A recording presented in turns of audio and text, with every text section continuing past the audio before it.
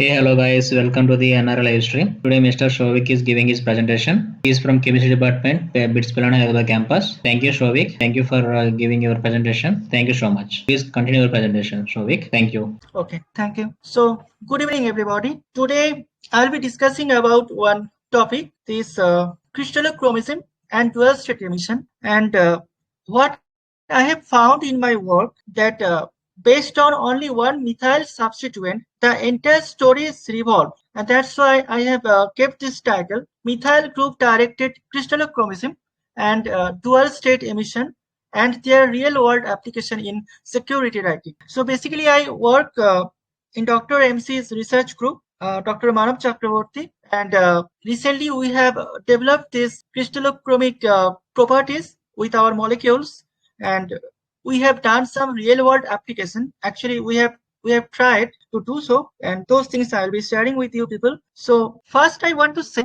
about my molecules. These four are my molecules, and I have written this heading TPA and PTZ based cousin molecules. TPA is nothing but triphenylamine and PTZ is phenothiazine. The cousin word has been used to draw an analogy. How are the cousins you see? Suppose you take these two TPA molecules. So except for this point, all rest of the molecules are same. See, here only methyl substituent is there, and here the hydrogen substituent is there. Except this, rest of the things are exactly same in both the molecules. So analogically, I can say these two are triphenylamine based cousin molecules. The same thing is there for phenothiazine analog also. The entire molecule is same, only here methyl substituent is there and here hydrogen substituent is there. So these two are phenothiazine based cousin molecules. But what is the synthetic route of these cousins? So I have not used any metal based coupling or anything like that. We have done it entirely in a metal free pathway, and I'll be discussing about those things. And another thing I'll discuss how this methyl substituent induce crystallochromism and other stimuli responsive properties with them. So before going or delve into my entire work, here at a glance, I want to say, what is the aim and what is the ultimately what we got. So here, if you can say, this methyl is not there. That's why I have written TPA DCA. DCA is nothing but this dicyanoaniline. And here, this methyl substituent is there. That's why I have written M for methyl. Rest of the things are same. TPA DCA, dicyanoaniline. Now come to this part. PTZ for phenothiazine. As I have told earlier, PTZ DCA, PTZ dicyanoaniline. Here again methyl substituent is incorporated. So I wrote M for methyl. Rest of the things are same. PTZ DCA, phenothiazine molecule, DCA for dicyanoaniline. So what we have found, this TPA DCA and MTPA DCA, these molecules are crystallochromic cousins, and this PTZ DCA and MPTZ DCA, these molecules are non-crystallochromic cousins. I will be discussing in detail, but in a nutshell, I want to say, at the beginning itself, I want to say in nutshell, so it will be easy for you. See, for these two molecules, there are different solid state fluorescence, emission. This is almost orange, yellow, this is green. But in solution, if you see, they emit almost in the same region, right? Suppose you take any solvent, hexane, or you take DCM or ethyl acetate, whatever you take, you just dissolve these molecules in a certain quantity, you will get the same kind of emission. So in solution, you cannot predict who is TPA DCA or who is MTPA DCA. Only once they are in the solid state, you can see this has this orange yellow color, this has this green color. But for PTZ DCA, cousins, in solid state also, they almost in the same region to emit. This is also yellow, this is also greenish kind of yellow. But in solution also, they emit in the different region. This MPTZ DCA has beautiful solvadochromic effect, but here you see it's not that much.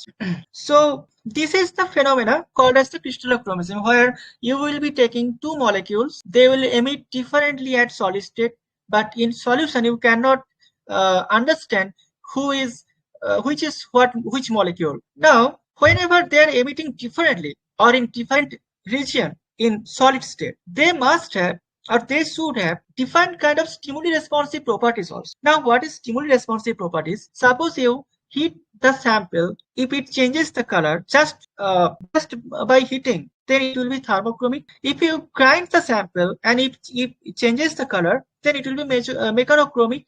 Or if you add some pressure and it changes the color, it will be piezochromic. So what I have found for TPA-DCA cousins, this MTPA-DCA1 has thermochromic behavior, and this TPA-DCA1 has the piezochromic or mechanochromic behavior.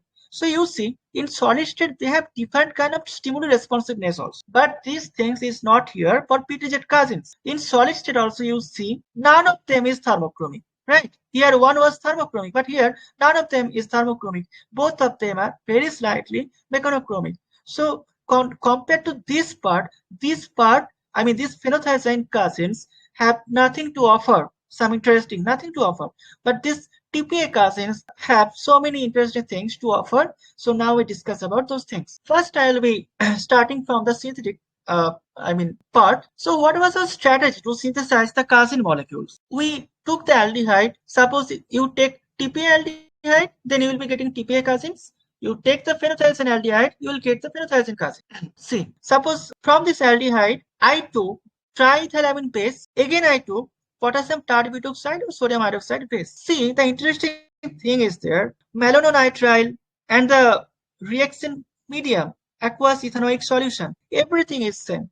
Suppose you take TPA molecule now, and you imagine here TPA aldehyde is there. So from TPA aldehyde, you are making these two molecules. How can you make? You take triethylamine, you will get this methylated product as a major product. But if you take potassium tert-butoxide or sodium hydroxide, then you will get this non-methylated product. The same thing happens for phenothiazine. You take phenothiazine aldehyde, you use triethylamine, you will get this methylated product. Starting from the phenothiazine aldehyde, if you take this potassium tert-butoxide or sodium hydroxide, you will get this non-methylated product. So it's a metal-free pathway just by altering the bases, right? Just by altering triethylamine or potassium tert-butoxide, I am getting two kind of products. One is methylated, another is non-methylated. So this is the beauty about this synthesis work. So far, whatever crystallochromic probes people have reported, they have used coupling kind of reactions, obviously using some expensive metal catalyst. But here, that kind of things are not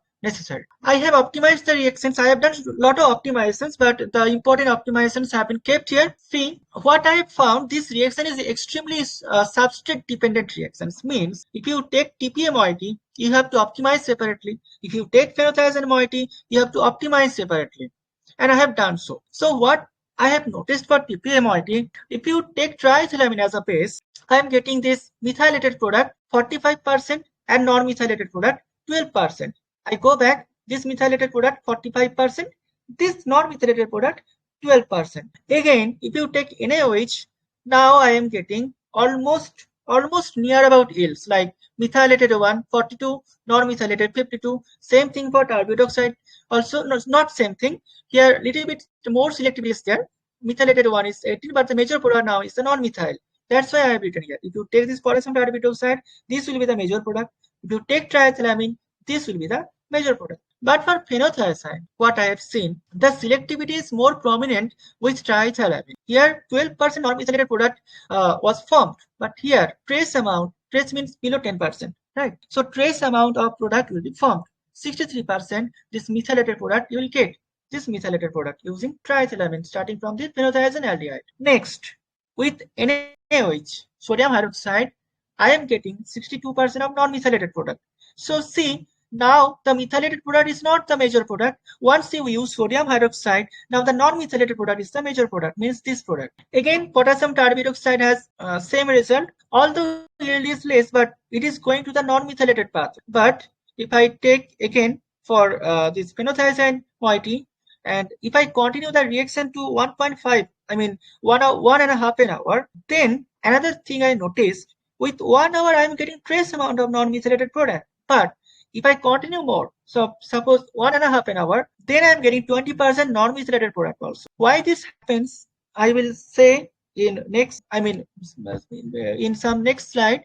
I will be discussing about the reaction pathway, then it will be understood clearly. As of now, I want to say which base you are using. Based upon that, how these counter ions are stabilizing your intermediates may be based on that this kind of selectivity is coming. I'll be discussing in that slide. So first I will be discussing about these TPA-DCA cousins and their crystallochromism. So what is crystallochromism? See, people often do the mistake.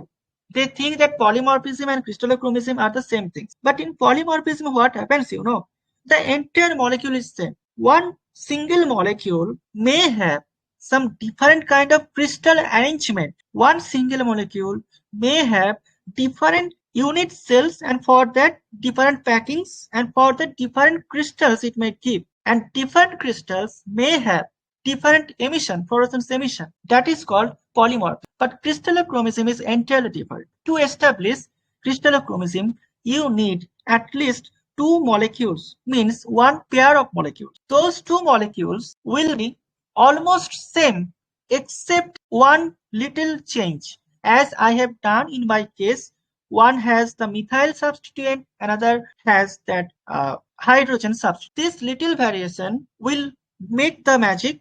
In solution state, you cannot understand who is Polish, who is thick. But once they are in solid state, then you can understand, oh, this molecule is this and that molecule is that. This is called crystallochromism. And obviously, they will be having same kind of solution state fluorescence property, or at least almost same kind of solution state fluorescence property, but different kind of solid state fluorescence emission and solid state stimuli responsive behavior. See, here one pair of crystallochromic molecules are there. Here both the molecules are same except for this red highlighted area where methyl is there for MTPA-DCA and here hydrogen is there for TPA-DCA. Except this position, rest of the molecules are same. So how their crystallochromic I'll be discussing. See, I took two molecules, right? This methylated one and this non-methylated one. I have taken solution state solvatochromic chromism studies I have done. This is the result of solvatochromic study. So what I've seen there, for MTPA-DCA and TPA-DCA, the emissions are same in solution. Hexane, THF. See, almost same kind of emission. Not exactly same, but almost same. Obviously, those are two different molecules, right? It should not be exact, but it's near about. Just by looking at two pictures, you cannot say which is TPA-DCA and which is for MTPA-DCA. Another thing you see, their quantum yield solution also are near about same. In hexane, MTPA-DCA gives 37% quantum yield, but in hexane, TPA-DCA gives 35% quantum yield. Like that, in other solvents also, suppose you take chloroform, here 24%, here also 20%, here 25, here 24, here 26, so close 25, 28, 27, likewise. And here you can see the emissive region. Suppose you take hexane, so this TPA-DCA emits at 431 nanometer, this MTPA-DCA emits at 428 nanometer, almost same. So almost same, or they will be emitting in the same region where you can see this kind of coloration. Suppose if you want to get cyan kind of color, it should emit in between 480 nanometer to 510 nanometer. So these two probe will be emitting in that same region so that you can get the same kind of solution state fluorescence. Now, what about the solid state? See, once you come to the solid state, drastic difference is there. This MTPA-DCA emits at 501 nanometer. This TPA-DCA is more redshifted, 578 nanometer. Once you take out this methyl and add hydrogen, the emission is shifted from green to orange yellow, and see the drastic change in quantum yield also. This is 25.1% and this has 2.79%. Some quenching of quantum yield also there. Why this happens, I will discuss. This methyl is the indirect director. It is playing the role. I'll discuss from crystal structure analysis. And see, the solid state lifetime here was 1.92 second. Here it's reduced again, 0.88 nanosecond. See, these are the solution state emissions and these are the solid state emissions. These two probes are crystallochromic hence. So these are the single crystals of TPA cousins. This is the TPA-DCA, this is the MTPA-DCA. See this cyano, amino, cyano, methyl. This is the methyl part, and here you see cyano, amino, cyano, methyl is absent, right? And another thing you see, this angle, this dihedral angles is shifted from this DCA, dicyanoaniline ring, to this main. This is nitrogen, TPA, triphenylamine, right? 3 phenyl rings. So this from this position to this DCA ring, here bond angle was 44 degree. Yeah, it was 46 degree. Here this angle was 45 degree and this is 49 degree. So here only 2 degrees different, and here only 4 degree different. But it's not only, it causes a lot of changes. I'll be coming with the crystal packing. Before that, I want to say one another interesting thing about this molecule. What I have found, this methyl group induces high crystallinity in TPA castings. These are the PXRD patterns of TPA-DCA and MTPA-DCA. TPA-DCA, what I found, is almost amorphous. Not almost, it's like amorphous only. But once you insert the methyl group, see how much crystallinity is there. It's a lot of crystallinity is there, right? Compared to this, it's 180 degrees shift almost, entirely different, opposite.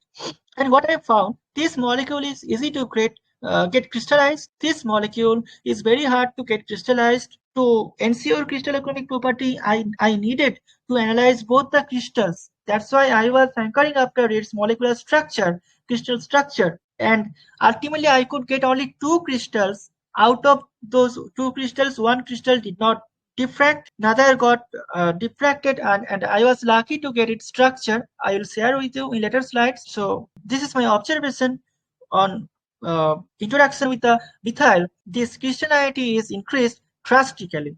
Actually, there will be some addition of non-covalent interactions. That's why it happens. And another information, both were crystallized from 20% hexane ethyl acetate medium. Now, I'll be discussing about the stimuli responsive properties. This MTPA-DCA, as I have told earlier, if you heat that sample at 180 degrees Celsius, then it will shift its emission color in solid state from green to cyan blue. Here you see 501 nanometer to 459 nanometer, almost 42 nanometer shift, blue shift, right? It was 501 to 459, so blue shift. And on being annealed, I mean heated, its lifetime also is decreased to 0.15 nanosecond from 1.92 nanosecond. But for TPA-DCA, that kind of TFC behavior, means thermofluorochromic behavior, was not noticed. Here only mechanochromic behavior, mechanofluorochromic behavior was noticed. If you grind this sample, this is your pristine sample. Pristine means how you are making the sample, the very earlier version. The pure sample, if you grind, then it will give this kind of color. Which color? So pristine, it was 578 nanometer. Once get ground, it emits at 568 nanometer, almost not almost, actually 10 nanometer blue shift here also, but it's not that much effective, it's not that much countable. 10 nanometer is very minor, but here drastic change was there in lifetime also. From 0.88 nanosecond, it changes to 0.04 nanosecond. So drastic change is there. Now you see the interesting thing. This is your TPA-DCA, right? Here no methyl is there. Both the crystals have been kept in p axis. This is MTPA-DCA, this is TPA-DCA.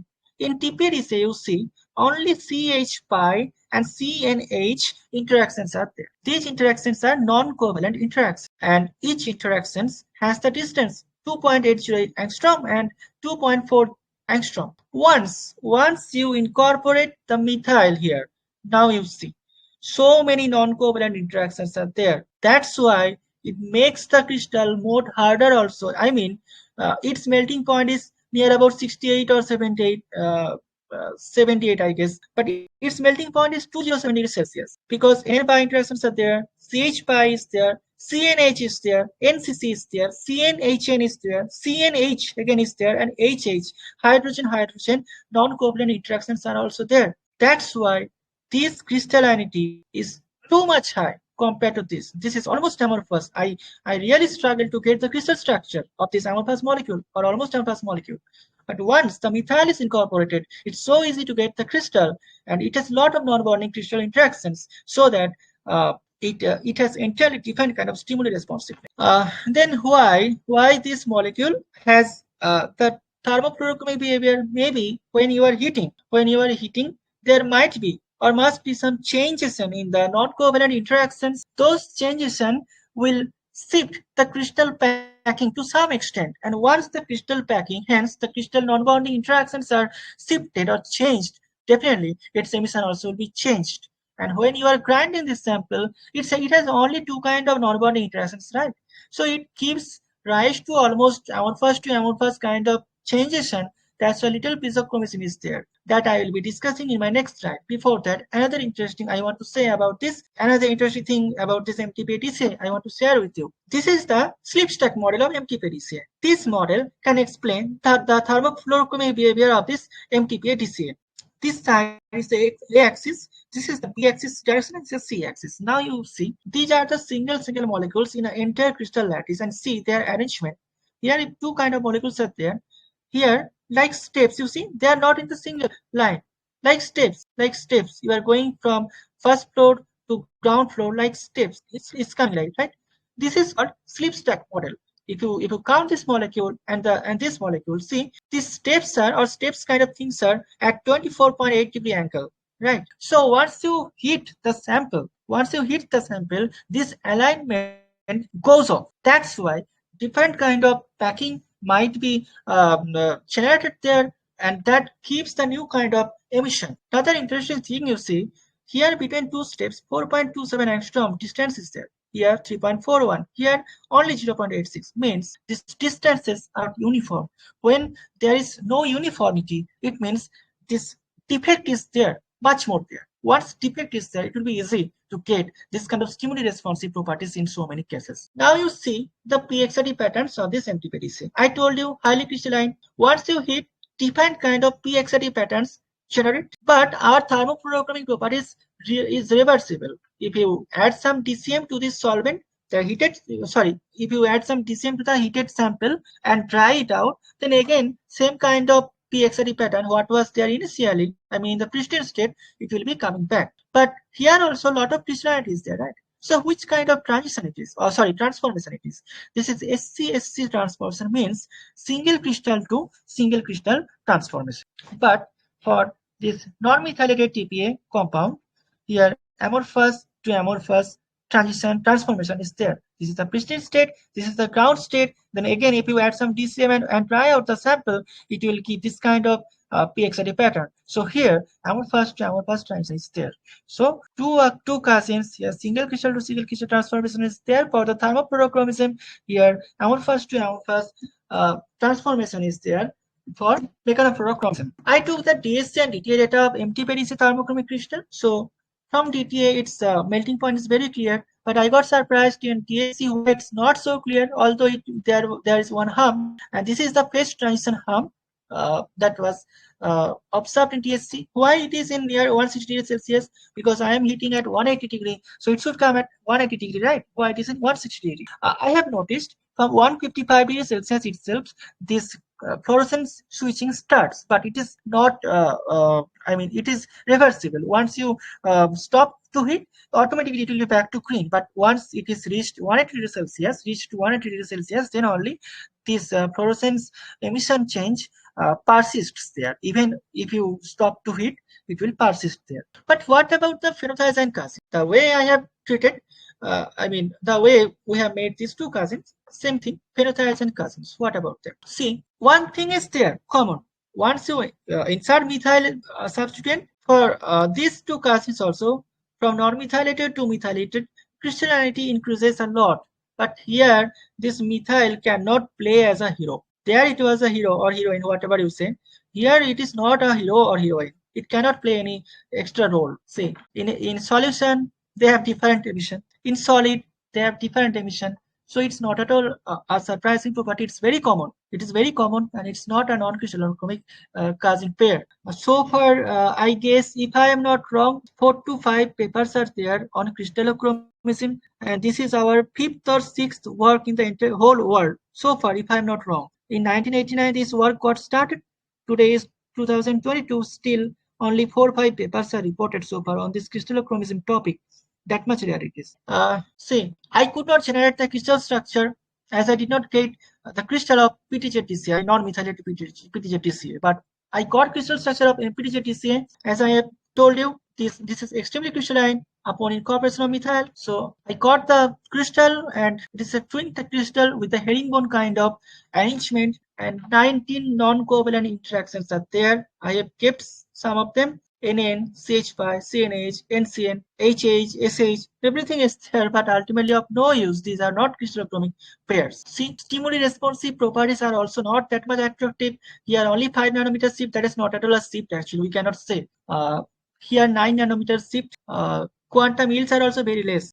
For TPA-DCA pair, have you noticed, upon methylation, the quantum yield was increased almost 9 times, but here also increased from PTZ-DCA to PTZ-DCA, but not that much. But one good thing is there, not so good, but notable thing is there. Once you grind the sample, the ground version has more quantum yield than the pristine version. It means it has pressure-induced enhanced emission kind of effect. To some extent, it has. Here also it is. See, 1.45 to 3.39.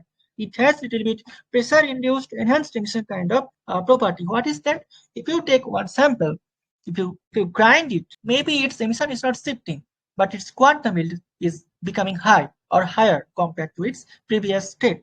That is called as the pressure-induced enhanced emission. If you are grinding, obviously that is the mechanochromic pressure you are adding, right? See, these are the PXRD patterns of PTZ cousins. Upon methylation from non-methylated to methylated crystallinity was increased, but for MPTZ-DCA also, see, these PXRD patterns are almost same, because I told you, na, it's not that much effective for mechanofluorochromism. Although little bit changes is there, that is single crystal to single crystal transformation kind of thing, but it's not effective. Don't count it for mechanofluoric compound.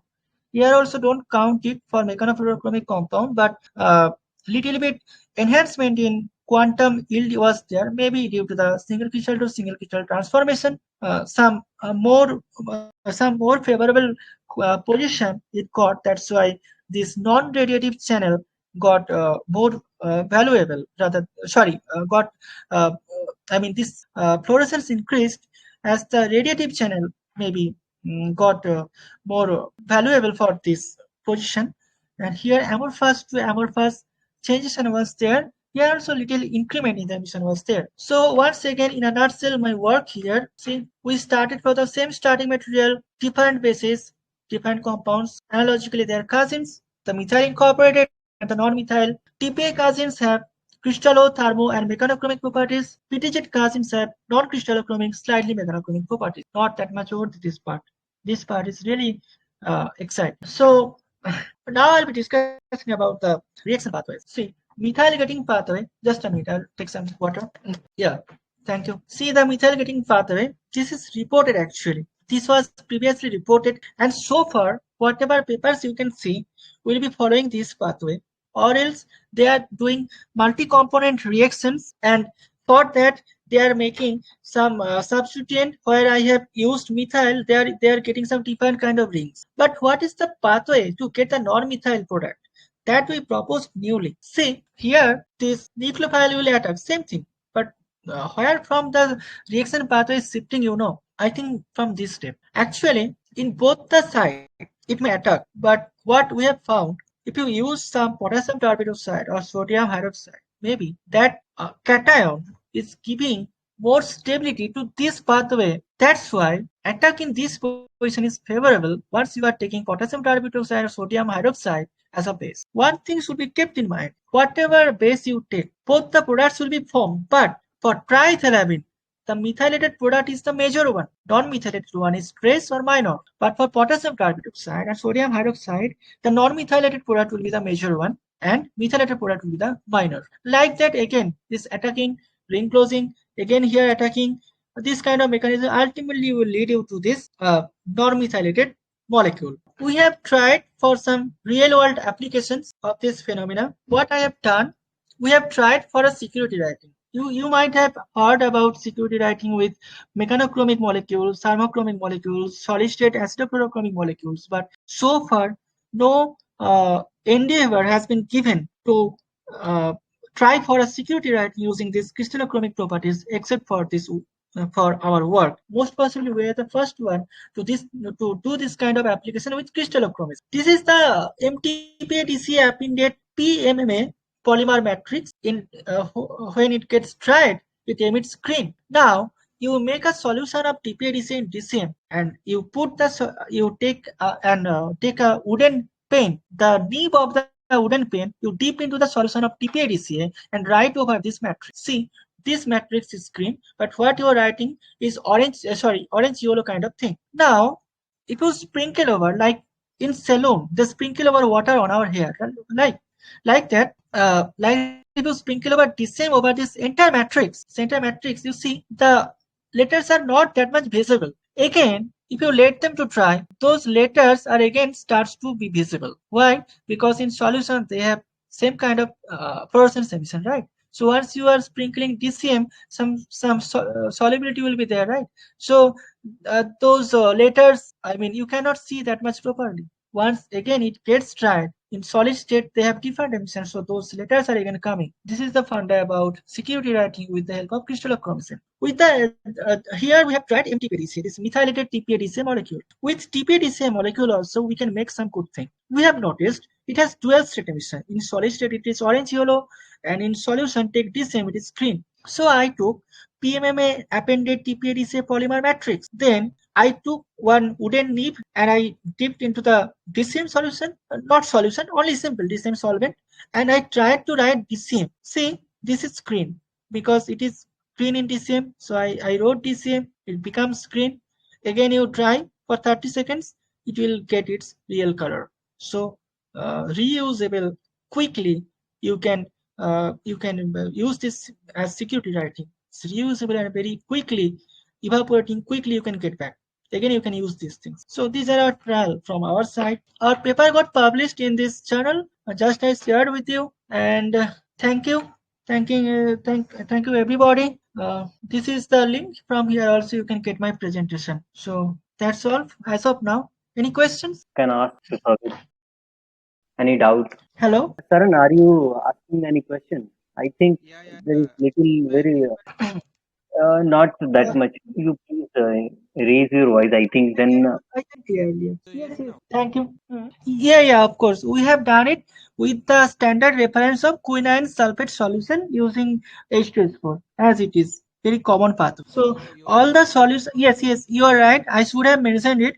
All the solutions that quantum yield has been taken with respect to quinine sulfate solution. Yeah, standard is same. Standard is same for entire. No, for solid sample you don't need the standardization. I mean, it's entire new way to take the quantum yield. You have to use integrated sphere. So there you don't need to. actually that absolute and relative quantum yield you can. Yes, it's a notable point. In solid state you will get the absolute quantum yield. Yes, in solid state you will get the absolute quantum yield, and in solution state it is the relative quantum yield actually. As I change the I'm going to the slide. I'm telling you. See, this is according to maybe yes. See, different solvents have different kind of polarity. Right? Hello. So hexane is non-polar solvent. Suppose you take ethyl acetate, it's a polar solvent. So once you use different kind of polarity, the movement of your probe, I mean molecule, won't be same. The interaction won't be same. Lot of things are there inside. In generally, I'm saying so. ICD kind of things are there, and I mean how those molecule will be behaving in that particular solvent. It depends on that. So whatever we do, it's a vast kind of thing. Just in a nutshell, I say once you change the polarity, there will be possibility of changing the emission for any particular sample. Suppose you take this particular sample, definitely the emission will be changed, but not in every case. The molecules that can go to in different state, in different polarity varied solvents, those will show you this different emission. That effect is called solvatochromism. One day, if possible, I will give one presentation on solvatochromism. It's a really nice thing. Today in a nutshell, I say. But for every molecule you won't see, for your example I tell you, see here not that much changes is there, right? For this molecule, even though you change the polarity of the solvents, it's not that much changing. This molecule will be behaving in different way. Those are the reasons. I took. I have missed to write here actually. I am telling you, these have very low quantum yields. These MPTJ DCA. But this PTJ DCA cousins, this cousin have more better quantum yield. And you see, little bit solvatochromism is also here, right? Welcome. Didn't want to any. He can ask question to Savik.